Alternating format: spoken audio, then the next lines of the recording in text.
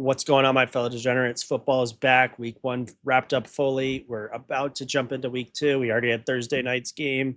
And here are five key things that I'm going to be watching this week to help me make my decisions on my fantasy football teams. Without further ado, first point of this video will be our judgment on offenses and defenses from week one. So, week one, as we know, is always a mixture of different things in the bag for every team. Some teams underperform, some teams overperform, some defenses click right from the get go and they shut teams down. Like the Broncos, or some teams, just some of the worst communication ever from the start, like the Dolphins. As the NFL season goes on, some teams improve, they get much better. Most of the teams do this. Some teams stay stagnant, they don't really come up with new things, and this leads to them getting worse over time. So, key example of this is the Dolphins from the last few years. Everyone remembers 2023, high flying Mike McDaniel's offense looking like the best in the league. Didn't really adapt, didn't really change any schemes, and now they look like the worst team in the league. Um, Especially getting blown out by Danny Dimes and the Colts. So, yeah, early season though, I do find it's the best to just roll with the punches. You can't overreact too much from week one, especially. Off seasons are different for every team in terms of injuries, participations, holdout, that kind of things to get everyone on the same page. So don't react too much and just chill out for the time being. Second point will be expect regression in the teams that just threw the fuck out of the ball week one. We had quite a few teams last week who threw the ball for over 40 times. We had Bo Nix in the Broncos, Michael Penix in the Falcons, Joe Flacco in the Browns, Drake May in the Patriots, Spencer Rattler in the Saints, and Josh Allen in the Bills. And if you guys notice, a lot of these teams not very good. Obviously, the Bills are great and they're in there, but for the most part, a lot of these teams not very good. So that led to a lot of subpar players getting a lot of fantasy points. So that's not something you should expect going forward. I mean, I think week one's waiver wire darling was Jawan Johnson. He had 11 targets from Spencer Rattler. I cannot see that being the same case moving forward throughout the season. I mean, Jawan had 11 targets. Olave had 13. Shaheed had 9. That's just not something I see sustainable for the team moving forward. So there will be some regression coming in for sure. One of the interesting points from week one as well is we saw a lot of unexpected backfield usage across the league. So we're going to touch on a few of them, and we will start with the Denver Broncos. So they signed J.K. Dobbins. They drafted R.J. Harvey fairly high in the second round. Some people thought he was going to be a later round pick, but they must really like him if they took him in the second round. And the snap share was about what we expected. Dobbins leading the way with 53%, Harvey at 30 roughly, and Tyler Badie at roughly 20%. That's kind of what we expected. The opportunities, Dobbins had 19, Harvey had 7, Badie had 6. And I think the key takeaway from this is Harvey had 6 rushing attempts and 1 target, while Tyler Badie had 6 targets out of the backfield. And that makes me a little bit worried, seeing as RJ Harvey, he's an older running back. He should be like kind of more ready to go out of the get-go as a rookie. And he was not seeing a ton of targets out of the backfield, which that's what we were hoping for with the Sean Payton offense, little Kamara thing. So something to monitor going forward, what Tyler Badie is like. He's also been getting some praise from Sean Payton in the news this week. Don't want to overreact to that, of course, but I mean, he did get 6 targets. That's quite a lot for a running back, especially who only saw an 18% snap share. Next backfield we're going to talk about, which I think everybody's been talking about this year, is the Seahawks. Kenneth Walker, man. Not only did he see less snaps, he had a very rough week. So Kenny only had 40% snap share, while Charbonnet had 58%. Kenny still had more opportunities just because he had the three lone running back targets out of the backfield. So it was 13-12 in terms of an opportunity split. That being said, Kenny was far, far less efficient than Charbonnet on his yard per carries, roughly half the yard per carry that Charbonnet had. So hate to see it for him.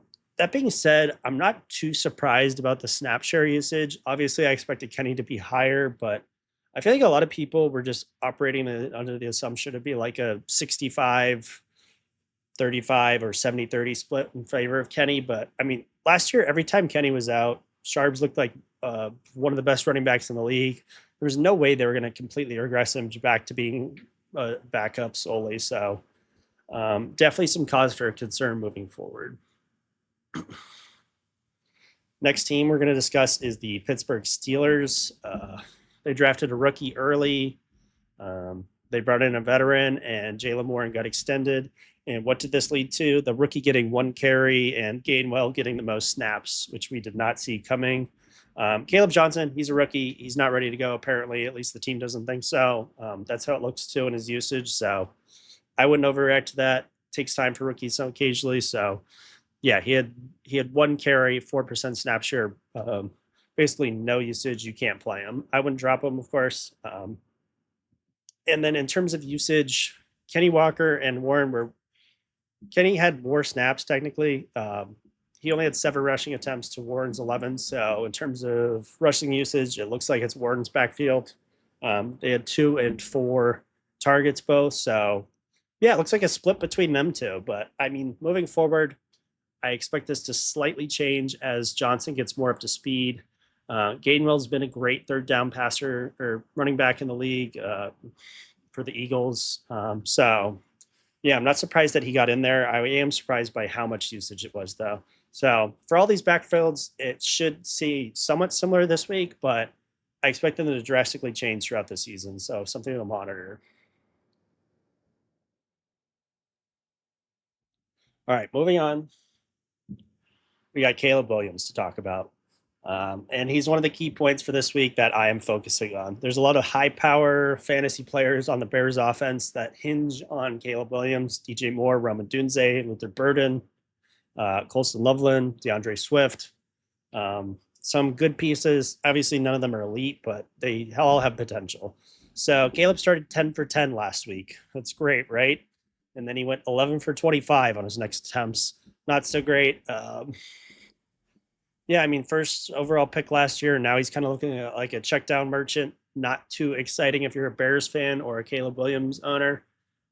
I don't know. Caleb's hard. I think my thing for him is he appears that he just has zero pocket presence. Like if we're playing Madden, you check his status or his stats, you scroll down to awareness, it's probably at 0. He has no idea what's going on around him. He's just not a great multitasker in terms of his progression. So I don't know. It's just hard. They got a rough matchup versus Detroit this week. It's Ben Johnson going against his former team. I hate to say it, but I feel like they're just going to get blown out and Caleb's going to get exposed. So I hope Ben Johnson can teach him some magic. I mean, I don't really care. I don't really like Caleb Williams personally, but obviously good football is more fun to watch. So yeah, Ben Johnson, former team, first game versus them, second game of his career as a head coach. So I think this will be a fun game to watch. Kind of some ego on the line here. Excited for it. But yeah, Caleb Williams, I'm very worried about him moving forward, not only this season for fantasy, but like NFL career as a whole.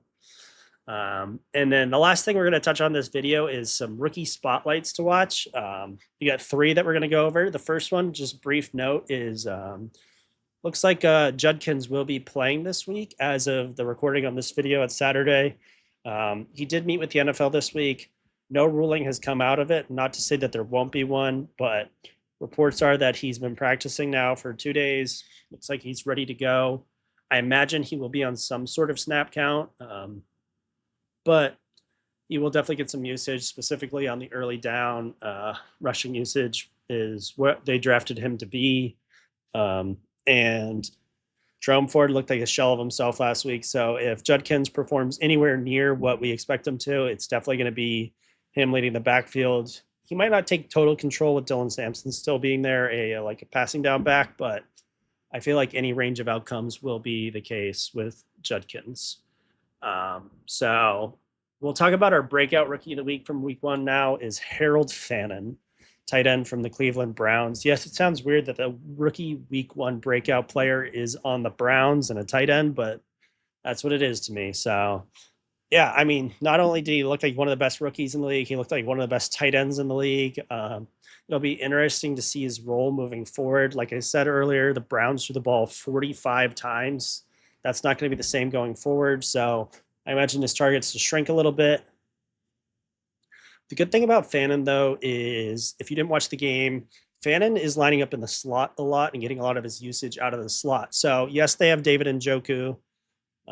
He is a very good tight end. He has a great connection with Flacco, but they can both be on the field at the same time and they can both get their targets. So, obviously, you have Tillman and Judy on the outside. They no longer have a slot receiver like Elijah Moore they did last year. That's kind of the role Fannin is taking up here. So, yeah, he can still get a lot of usage with Njoku on the team. Not too worried about him having to compete for targets. So definitely someone to monitor going forward. And then another player was kind of a low light, but someone I want to keep my eyes on is Cam Ward. I know Cam Ward, the Titans, they lost. They didn't score a touchdown. Cam Ward barely broke 100 yards with 112 yards passing. He had less than 50% completions. He did fumble to ruin the chances at a comeback at the end of the game. All sounds terrible stuff, but he is a rookie. And the team's not that great. And another takeaway is the Broncos D is legit. So, yeah, I mean, heading into the season, a lot of people had the Broncos D, specifically their pass defense, ranked very, very highly, mainly on the shoulders of Pat Surtain, too. But the rest of the team is also very good. And we saw that, right? He clamped down Calvin Ridley, had a very poor performance from Ridley. Not surprising with Surtain there. So, we did have some good, at least I had some good takeaways from this game, though, for Cam Ward. In terms of that first half, they scored on 3 of their 7 drives. They had another drive where Tony Pollard fumbled in the red zone, or not the red zone, but in field goal range. So, I mean, Cam Ward did show he can drive down the field and score points. Even though they weren't touchdowns, it's good to see his composure there. And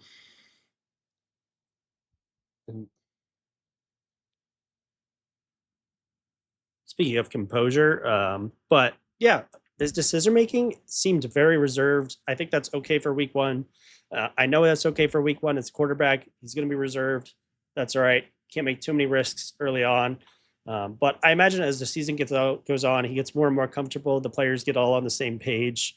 Things will start clicking better, and he'll be a fun guy to watch.